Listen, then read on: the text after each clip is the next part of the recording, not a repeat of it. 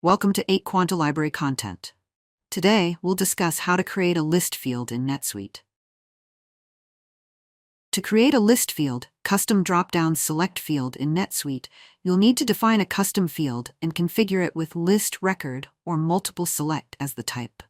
Depending on what type of record you're adding the list field to, go to Customization, Lists, Records and Fields. Choose from Entity Fields, Item Fields, CRM fields, transaction fields.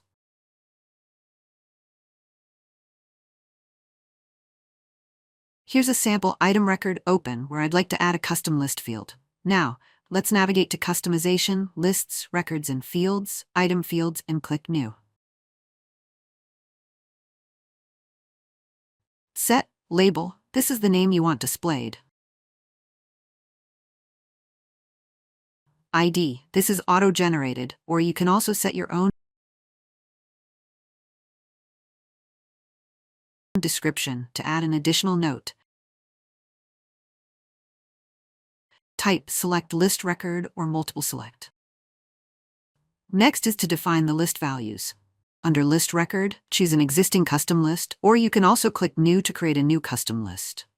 In the New Custom List page, add the name of the custom list, enter the ID,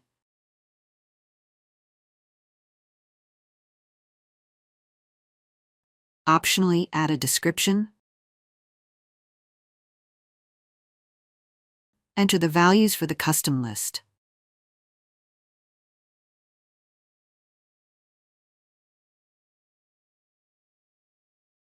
Under Applies to, check the boxes for the records where this field should appear.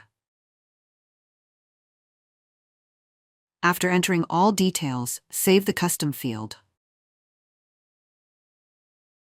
Now, go to the record and confirm that the new drop-down field appears and works as expected.